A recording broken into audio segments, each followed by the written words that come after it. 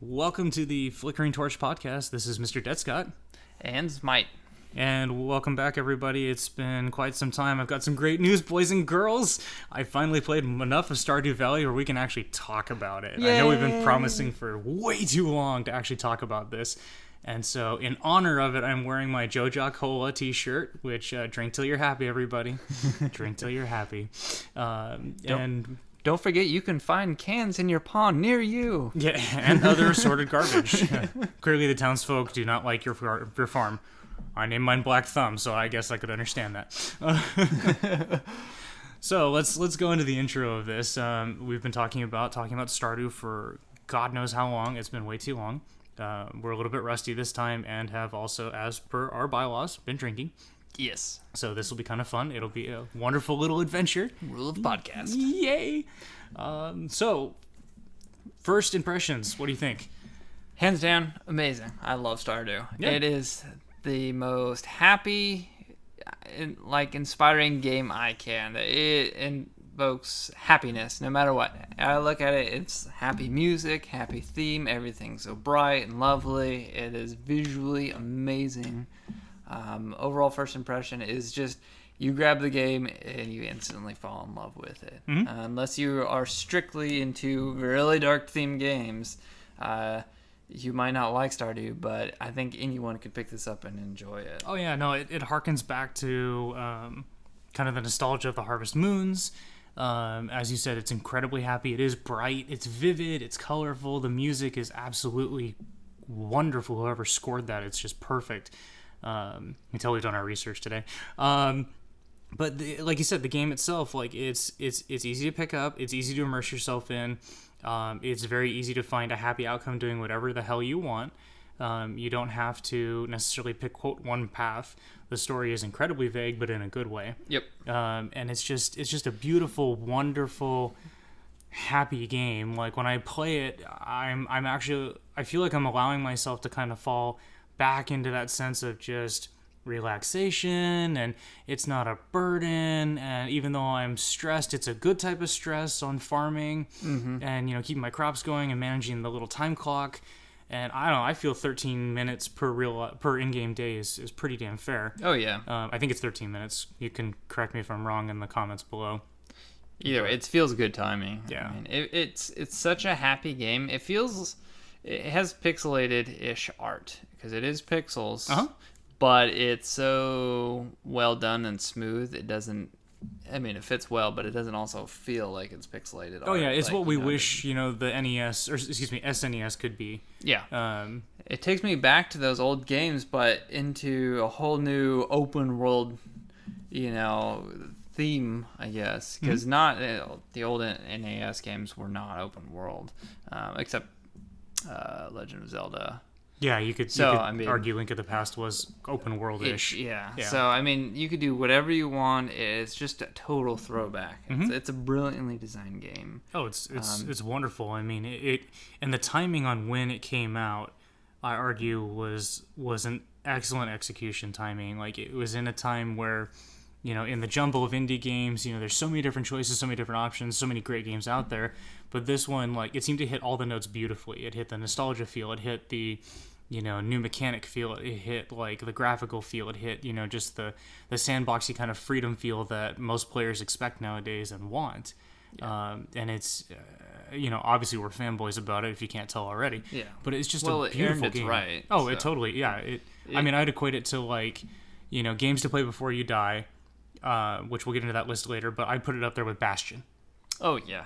Yeah, definitely. I mean, hands it's down. It's just a beautiful game that you should at least experience the first year in game. It's basically the golden. It came out. You're talking about the timing, but it's golden nugget in the flow of indie games. It's like not a tide, but a river of just indie games thrown at you in Steam. And of course, it's not well organized, in my opinion. But it was that golden nugget that shined no matter where you looked. Stardew Valley came up, and you turned me on to the game, which I'm so happy you did, because I was like, watched a few YouTube videos, and then just like, wow, I can find myself enjoying it. And for me, I was fighting the concept to get into it. Like, I'm like, no, I don't want to do that. I don't have time. I got so many other things in the backlog. I don't want to invest the time in that. I know what it's going to do to me. I'm okay with it, but not right now. And it's the best decision I made to give in, because it's just so peaceful and so relaxing and so happy. How could you not? I mean, It's just such so an happy. uplifting game, yeah. And no rules, no restrictions. It doesn't burden you. If you make it through a day and you didn't do something, oh well, the game really doesn't punish you. No, not at all. There's no punishment for not having your crops ready. There's no punishment for, it's what you make of it, literally. You can actually, I think you can not show up to events. Oh, we should actually describe it before we go into too much. So, Stardew Valley is a farming simulator with a fantasy touch to it. Light touch. Yeah, I wouldn't like magic seeds. There's a wizard. There's otherworldly creatures. The mines are full of enemies and reanimated skeletons. There is a combat aspect, very simple, thankfully. So that's not mandatory for you to partake in. RPG elements where you repeat doing skills. You get bonuses and perks at certain points. I think there's 2 perks per combat, mining. Yeah, fishing, the 5 sets farming, of skills foraging. you have at level 5 and level 10, you acquire perks that you can invest in. And there's a tree path you can take with those perks, but every time you level up, you unlock a new recipe for the most part. Yep. Such as like building a fence or building a warp totem. Better fences. A warp totem or fishing lures or gaining more health when you're in the mines doing combat. So the game sets up like this: you can do everything, or you could do one thing, or you can do nothing. So you have get your own farm. Of course, I don't want to spoil the stories, but you get your own farm. You can clean out your land, and you can grow crops. From those crops, you can sell them outright. You can make wine, you can make cheese, you can make all these artisan goods, the jellies, the whole 9 yards. You can cook whatever vegetables you grow. You can raise animals. You can get a wife, and she can cook for you, or husband. Or same sex. Yeah, that's the nice thing too. It's not put in those standards. It's completely open, completely. Yep. And then you have fishing, which is a good source of income. It's a fun little mini game. Yeah. Very challenging at times. And then you have mining, which they all tie together and they all benefit each other. You kind of have to do a little bit here and there of each to like progress or advance in making your life easier, but you don't have to do anything. So you can mine and explore. What else? You can chat you can build relationships with the townspeople. There are events that you can be a part of, usually 2 events per season. Yep. From what I remember, and they're fun, they're whimsical. Some are really simple, some are easy, some are just nothing more than beautiful chances for you to kind of unwind and relax a little bit, and just kind of have that sense of community and feel, which I haven't seen a game try to accomplish that in a very long time. Yep.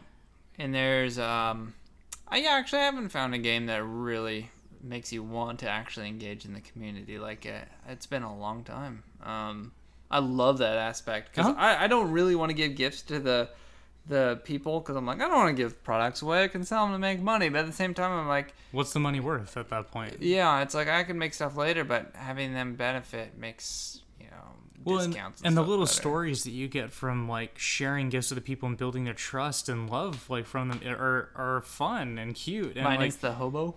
Oh, I love Linus. I like Linus. He's like second on the list compared to like my future wife. Mine too. And then like Clint's story, the blacksmith, like depressing. He's so depressed, but like it's cute because like he's so shy, but he wants to have love in his life, but he doesn't know how to talk to people and like you try to give him advice and help him out, and he just crashes and burns. And I haven't finished his little storyline, but sounds like the nerd. Oh wait, that's me. Darn. No, you're married. Yeah. I meant the whole not talking and socializing thing. Oh, details. Yeah, details. Semantics. But besides the towns, there's a community center, which you could... There's 2 options, so there's 2 ways the storyline splits. There's also little ways the storyline splits as well. But they're not massive, like, do-or-die decisions here. Yeah, so the community center is you provide either your products, crops... to unlock things, or you have a split where you can choose the corporation, which you left to join your farm, but story spoilers, you pay money instead of. So there's two options. The great thing about this is it's an unlockable system. Yes. We've talked about this in the past. It's a brilliant, not DLC, non-payable. You unlock items and rewards, and different parts of the game open up when you unlock these things. Yes. So it makes you want to complete these objectives to unlock different parts of the game and continue adventuring and exploring. Yep. Whether that's taking your time through the community center to donate these items that you have to either physically grow, cook, create, or produce, or whether you want to do it quickly and power farm or speed farm or whatever you want to call it, or find a way to make a quick source of income and then buy your way to those rewards. And there's no punishment either way. It's just the preference you go. It's not like the townspeople will like get pitchforks and torches and hunt you down like Frankenstein's monster. They're never mad at you. They're not mad long term. They can be unhappy, yeah, but they're not mad at you. They don't try to pitchfork you out. Yeah. That would be cruel.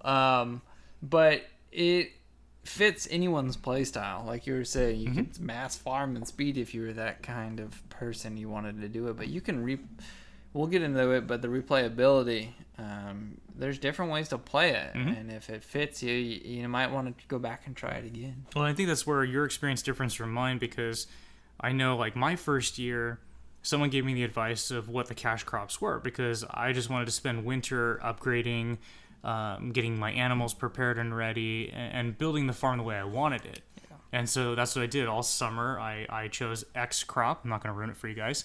And during fall, I chose Y crop and planted close to like 100 of one and like 250 of another, and walked away with like $250,000 pretty quick, which I burned pretty much all of it within that first winter end. But I got my farm laid out how I wanted it to.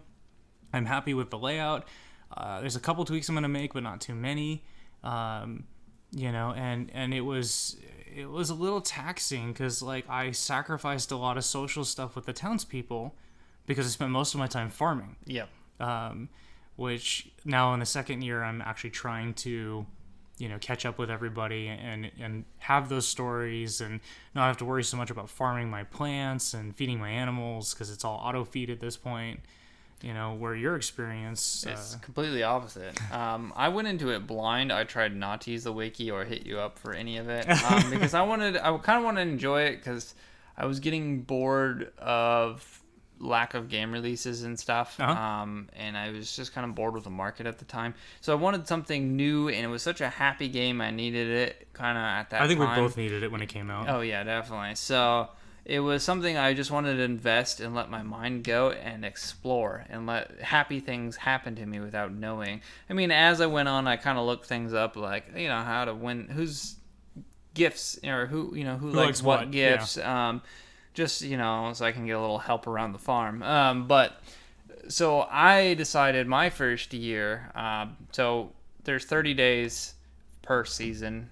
So I spent my first year doing a little bit of crops, doing a little bit of everything. I did a lot of mines to get ore and upgrade my tools and stuff. But I did a lot with the community. I didn't really give gifts and presents to get hearts, but I, talked to them mostly every day. I try to get a feel for everybody. Yeah, get a feel for everyone. I went to the beach. I unlocked different paths. I got to certain points of the mine and finished quests to open up other areas. I worked really hard on the community center to unlock different sections, which carried into year 2. I got most of them unlocked now. And I just tried to explore different things and figure out the storyline and how the game works and all these different things. So I went really in depth to just exploring and doing whatever I want at any point. One day I'd be fishing a ton, other day I'd be farming, other ones I would be trying to chop down trees and then go to the bottom of the mine. I held off on farm animals because they're such a needy requirement. Yeah. Unless you have money. So as a tip, don't get farm animals until second year unless you really need them or you're on that really cash crop style. But even cash crop style, it's argued that farm animals are not a good investment, which I could see that argument, A little bit of meta here. Not use them for cash crops, but No. if you went cash crops and you have the money to do them, because they are such an upkeep. It's a lot of upkeep to keep them. The argument is they don't produce every day, and mine produce pretty damn regularly, I'd argue. Yeah. But at the same time, like, it is definitely an investment, and they're expensive. They are really. A pig is incredibly expensive, surprisingly. That beautiful magical creature, but Ducks and duck mayonnaise is that's a good money. But yeah, it's farm animals. I agree. Definitely hold off a little bit on that, unless you're prepared to really cram your day. Yeah, full of stuff. I mean, full of stuff. If you go really heavy into farm animals and crops, you're gonna start your morning with farm animals and then end your day with just picking crops and watering, sprinklers, maintaining fences, things like that, scarecrows. There's so many pieces to the game. I would suggest taking my route because it really got me into the game, really in depth in the story and the people, just exploring and doing anything. Don't wiki it. Try to avoid wiki. I mean, you can watch some YouTubes, YouTubes. Wow, and you can watch some YouTube YouTube videos. Been drinking, so and watch it, but I wouldn't go too far into the first season. Don't let it be spoiled for yourself. If it does, that's fine. The game is not ruined by having some of the secrets, but you get to certain storylines and events happening. Mm-hmm. It's amazing, especially when you actually work hard and find your way to unlock certain parts of the game as well. And the side stories with the townspeople really help with that aspect because it really opens up that. I mean, the dialogue itself was so well written, and the characters, they're not perfect, but name me a character that is. Yeah. But they're believable. Yeah. There's no character that could fit everyone's needs. But they're really believable. But they're very believable. You would expect to possibly run into somebody in that town. Mm-hmm. I was a little biased with the character I chose a romantic interest with because it shares the same name as my fiance. By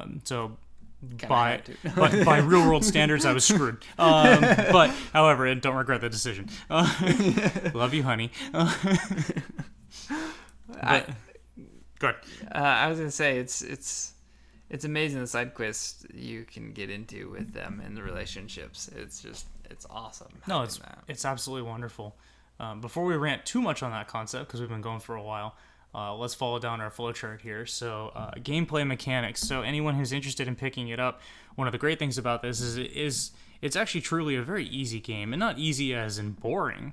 It's not so difficult that it's impossible to master. But at the same time, it's not so easy that you could just autopilot your way through it. Yeah. Some people will claim that, but hey, it's all preference for everybody. But the mechanics are real simple. You could do nothing if you wanted to, but you wouldn't get much value out of the game. Right. So, there's that, but the basic level is it's not easy to master. You have to learn the crops and things. And you have to learn the crops. You have to learn the seasons. You have to learn the weather patterns. They're not huge, but they're important. And then at the same time, like, the biggest thing you have to learn, and I think this is a perfect life skill to learn, is time management. Yep. I mean, you're given 13 minutes to master that day. And not necessarily master, but master to your standards. Yep. And so it builds really good time management. You have to decide in your head, and that's why checking the local weather on the TV really helps too, because you can determine what you want to do and when you want to do it. Really check your television. It's actually the wisest thing you can do. First thing you're given First thing in the day. Yeah, it's on the house. There's no cost for it. Always check your TV, always check the weather, and always check the Queen of Sauce cooking show. Because I've learned so many recipes that way. It's actually been kind of fun. I think you have to unlock that actually by doing that. That channel's not there right away. No, it comes randomly. Does it? Yeah. Yeah. Depending on the number of years, depends on what recipes are available. But we're wikiing it at this point. Yeah. Sorry, ignore that. But I mean, that's helpful knowing that. But you really could just get in and start planning things and learning it. Mastering what sells the most is probably like the fun part, is learning what sells or what you could do to make money. But it's not important. It's not the cornerstone. Yeah.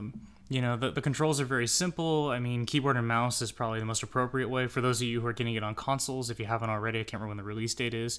I'm curious how they'll do it with a controller. I really am. Yeah. Like if the cursor's just going to be free moving with a joystick, or if it's a directional based. It'll probably be directional. I mean, you have a second analog stick to direct in the corners. Somebody tell us how in the comments, please. Yeah. Because we're both PC and we're both doing it with mouse and keyboard. which mouse and keyboard can be a little confusing sometimes because I've tried to swing my weapon in the mines and I swung the wrong direction and got hit by something. Oh yeah. If not died by something.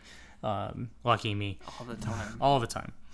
Yeah, I don't think you can make them. It's a little bit harder because you actually have to move your mouse so much further than you would have to do on a controller. Yeah.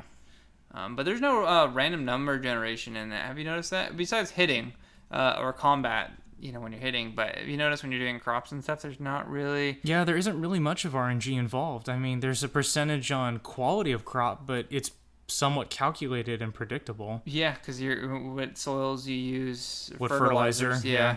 So, I mean, really, the game doesn't torture you or play on luck. It's like if you invest time, you get a lot out of it. That's true. It is a fair risk reward kind of system, and you're right. It doesn't severely punish you. Yeah. Well, there's one part that punishes you a little bit. So there's RNG when you die in the mines, or excuse me, when you become unconscious in the mines. Yeah. Because you can lose X number of items, and if you lose like all your tools, definitely restart the day. Because it won't reset till you go to sleep. So restart the day. Yeah. Don't go to sleep and save it. yeah. Do not go to sleep. Because I've lost, I remember once I became unconscious in the mines. I lost my sword. I lost my watering can. I lost my pickaxe. And I lost my hatchet. And then I lost a couple other, like a diamond, some gift I was saving for somebody, and something else. It was absolutely ridiculous. Since there's no way... It would take me a full year to get back to what I was doing with that level of equipment and that item. Yeah. And so it's I'm just going to restart the day because it's just not worth it. And I avoided the mines that day because it just felt like a bad idea. It shouldn't be a go-to to do that because I admit I've done it a few times. Yeah. Because sometimes the loss is bad. But, I mean, it's a learning experience. Oh, yeah. Well, I did this. Well, next time I'll prepare more food. But it's not really, punishing. It's well, I could back out of it, and I think that's actually a design choice that they allowed. It's well, if we saved it right here, we're really screwing people, and that would make them unhappy. Let's just make them wake up at their house right before bedtime and allow them to decide whether they want to continue. Yeah, restart the day. Which I think is a brilliant decision. If it was intentional or not, it's still amazing. And I still don't know what happens if you actually lose a piece of equipment. How do you get it back? I was going to ask you that. Yeah, I don't know if you can buy it from the blacksmith or Pierre, or if it's just truly gone forever. And if it's gone forever, that can't be right. You probably buy it from... That's got to be a game-breaking mechanism. Probably buy it from Clint since you upgrade through there. Him. I don't know. Either buy or you have to bring ore to remake one. Yeah, because you would break the game hands down. Yeah, it'd be impossible to play the game without a hoe or a watering can, especially in year one. Pickaxe or any of those things. Yeah. The scythe I could do without, but some of the crops need it. Yeah. I like the scythe. I use my sword. My sword's a scythe. Oh, I'll use the scythe to gather hay. I go Link on everything. My grassy, yeah. Luckily, there's no pots. So much hay you've missed out on. Yes, no pots. Yeah, that would be. Hey, you get hay. You get hay from chopping it with swords. Just not really a great amount. Yeah. Oh, not as much. Okay. It's very limited. See, I'm learning things too. I'm pretty sure it's been about a few weeks since I played. Don't tell them that. Yeah. Let's see. Okay, I guess mechanics. Let's go on to music. Oh, music. You bought the soundtrack. Yes, I did, and I don't regret it at all. It was $5. And it's the music itself, as you may or may not know, I'm a bit of a music kind of nerd. By no stretch a guru or master, but absolutely love the music. As you mentioned, repeatedly when you said, your impression of the game, happy. The music is happy. The music is designed to make you feel good about what you're doing, make you feel empowered, encouraging, adventurous, if you will. Yeah, and the music also fits the tone of things. I know the Jellyfish Festival. Wow, that was a mouthful. It's supposed to be this very peaceful, wonderful thing in the evening that you're supposed to kind of relax and enjoy on, and it fits that perfectly. I mean, it's very serene, it's very beautiful, it's very almost intoxicating, if you will. Yeah. And with the soundtrack, when I bought it, it's cool to hear some of the themes to other people in the town that I haven't encountered yet or developed a romantic relationship with or may never develop a romantic relationship with. Yeah. It's cool to kind of hear one of the bachelors in the game, he's a musician, And from what I understand, depending on the motivation you give him on what music to play, he has like 5 or 6 different types of music that he'll play. Oh, really? And so that's what I found through the soundtrack, and it was really cool to kind of see the difference. And the music harkens back a little bit to kind of like, our 16-bit era, or 32-bit era, or kind of that like MIDI / current music and whatnot. But like I remember just waking up that first day of spring, and the music is just this wonderful, upbeat, just little happy experience. And it's like, let's go, buddy, let's have a great time. Have a chipper morning. Yeah, like, and but not a corny way, not like where it's like, oh, dear sweet God, please kill me if I have to hear this, But it balances it really well, and it's just so peaceful and happy, but at the same time, it's not afraid to like give you something a little bit more sad, or a little bit more calm, or a little bit more to fit the mood, if you will. It really fits the mood, because like the music helps you drown out the monotonous like farming noises and stuff you can get, and it really just makes the flow really well. It makes you lose track of time. You're sitting there, it's so happy, and everything you do just has such an upbeat. It's like you're enjoying it. The music really carries you. If it wasn't there, the game would be, I'd say, significantly different. Oh, because like the farming, I'd be like, if I have to hear another freaking hose mac or or watering can. Ting, oh, the water, that drives me nuts. That's the one noise in the game, actually. Really? Yeah, I don't like the sound of the watering. Yeah, I don't know. I could deal with the slimes and the other noises, but just watering drives me nuts. Probably because of the animation. I think that's the one animation I hate, because he goes like, oh yeah, holds the can over his hand. Yeah. It's like what are you doing? But other than that, it's like they're sad. It fits. I don't know how they decided on doing the music, but it was brilliantly done. Yeah, whoever wrote that score, whoever produced it, developed it, the whole 9 yards. It's just beautiful. Especially the romance. Like once you actually marry, it's like you get to the scene and it's like it plays really well. You're like, oh, what's going to happen next? Especially if you don't wiki or know anything, and you don't actually see it. It's like, oh, what's going to happen? It really sets the mood. What am I going to experience? It's amazing. Yeah, it's almost whimsical at times. Yeah. In a good way. The music in that game is, even if you never played the game, the music itself is worth the investment. I mean, I find myself randomly listening to it, at work or in the car, just because it just brings back that little quick happy feel, that little pick me up you might need, and it works. Yeah, to be fair, I turn off the music and leave just usual sound effects in about 99% of my games, and that is probably the only game currently, I say besides Dark Souls, because they have such cool orchestra, that I actually leave the sound on. I think that's the only 2 games I have enabled, and yeah, no, I can't think of any other. It's that good, actually. Yeah, no, the music fits this great definition of how music truly affects an experience. Yeah. It's like Bastion. Yeah. I mean, and again, I know we harken back to that all the time, but it's great to see that. It's great to see how someone can develop music, and as we all know, sound makes a huge difference on everything, but it really brings almost everything together. Such a cohesive piece. Yeah. It's a big piece of the puzzle. All right, so I guess in-game time invested. Oh, God. How far are you? So I'm on year 2, and I think I'm in summer, and I think I'm on day 5 or 6. I can't remember. Sadly, it's been a week and a half since I played as well, just because life is life. Life. Oh, life. And not the board game. Yeah, well, it's a different story. But yeah, that's about as far as I am. I think total time invested, cumulative time invested, is probably around like 52 hours.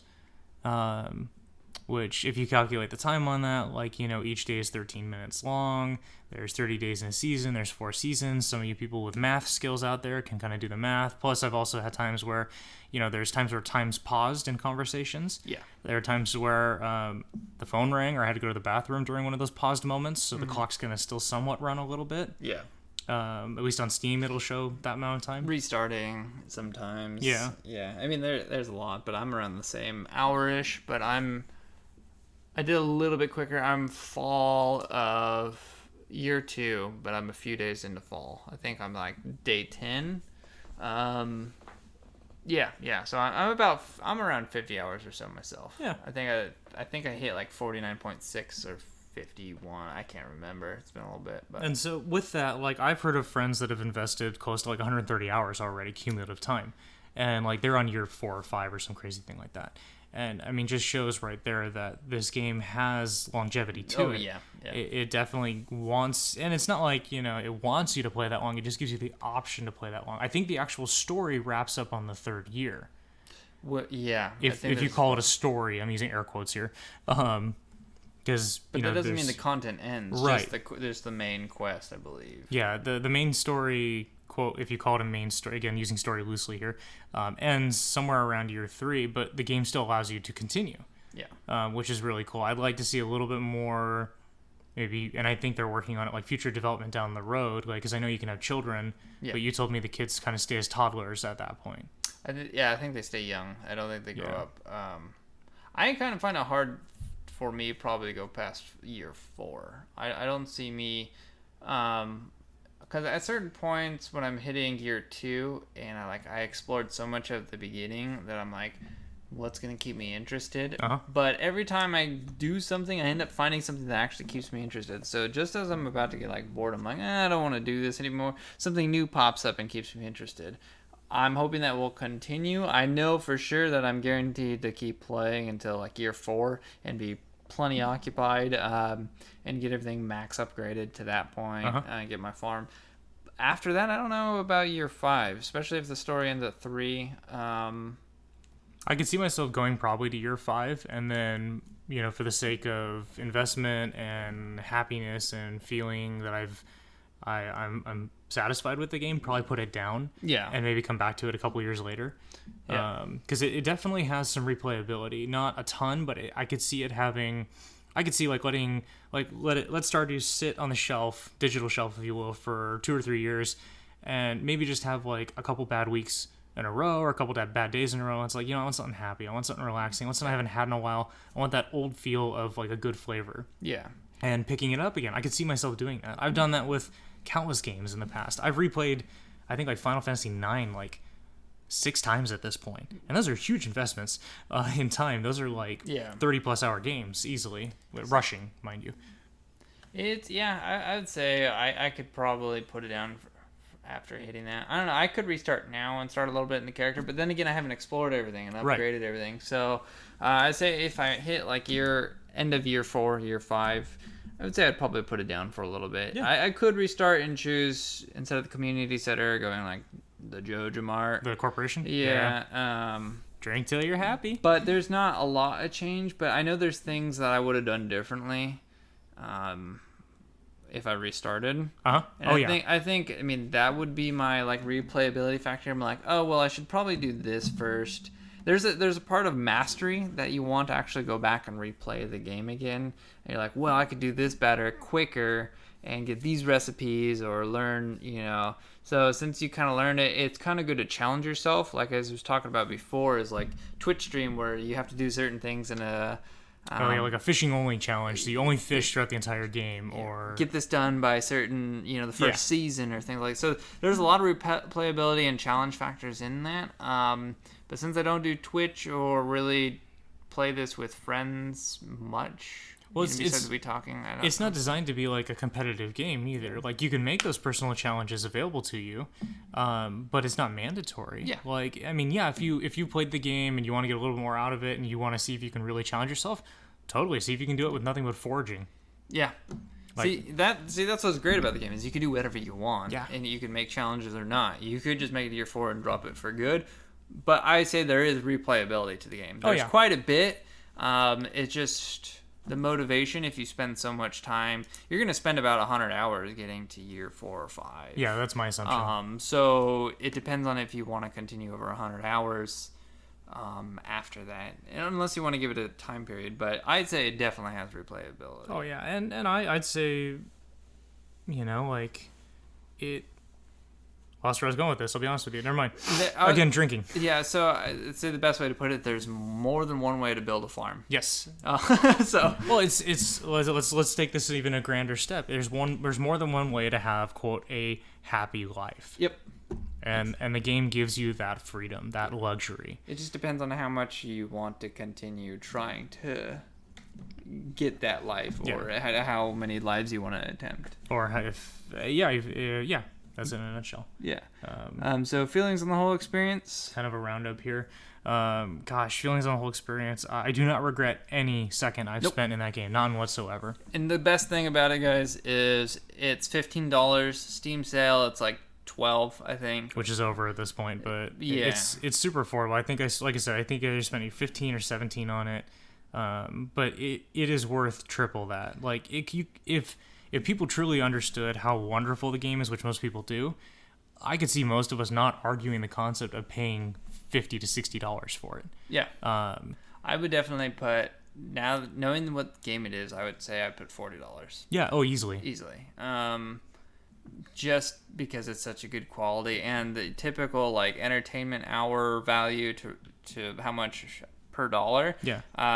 It beats that, and I'd say it's at least worth $40. But it being $15, well, free for me because you sent it, bribe me into it. Well, details. Yeah, but for it being $15, I would give it away in a heartbeat to get that game. Any game, that quality. Yeah, I've given it away to friends. I had a friend who was going to give it away to me, but something happened. I don't know what, so I bought it myself. Yeah. But I'd give it to people just to let them experience just that slice of what Stardew can offer. Not force it down their throats, not shove it down, not be this like fanatic about it, but just encourage people to, if you're just curious, the amount of money to the investment really isn't that bad at all. Yeah, if you can compare it to like some AAA games, you have so much more in this game. Oh, I've bought $60 games I've been miserable with. Yeah, and it's a brilliant thing, and it's a mind blowing that it's $15. Yeah.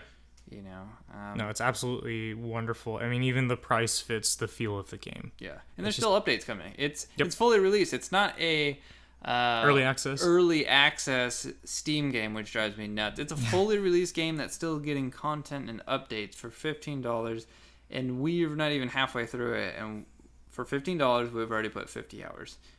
We'll do the math. Buck to hour ratio. It's insane. Yeah. It's hopes for indie games. So this is classified as an indie game. Small development. Just aren't they as the it ones is. They did Terraria or Starbound. I can't remember. I don't know if they made Terraria or Starbound. That's the thing. We didn't do a lot of research on this. Yeah, I forgot who the developer. It's Chucklefish, right? Yeah, it's Chucklefish is the production team. Okay.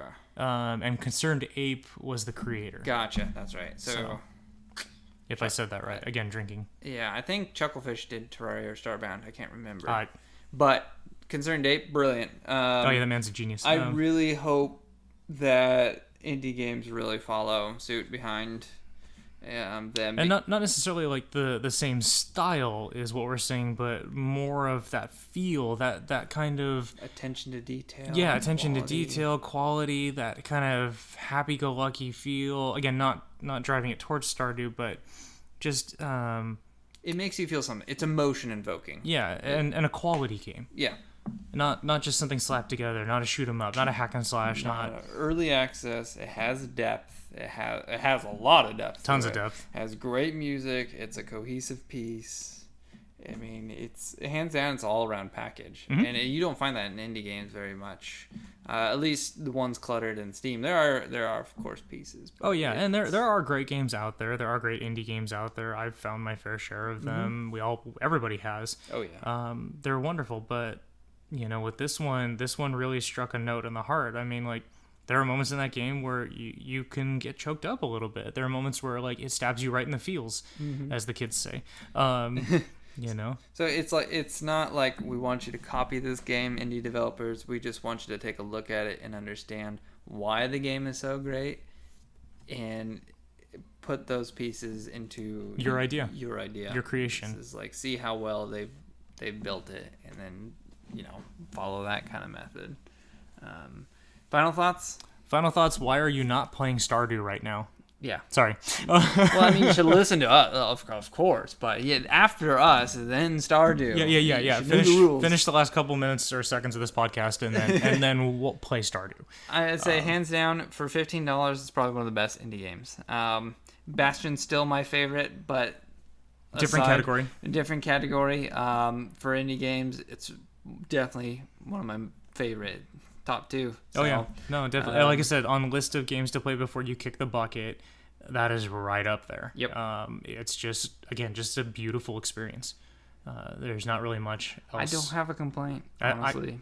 I really can't think of one either. Like I said, there's only one point in time where I'm like, I'm bored, but then I found something to keep me entertained. Like I found something else. I'm gonna try to change my habit or my schedule. Winter was a little brutal in the last couple of days, but it's not like it was absolutely miserable. Yeah. I gave myself a new investment, or I tried to do something different, and I focused a lot more on the townspeople. Yeah.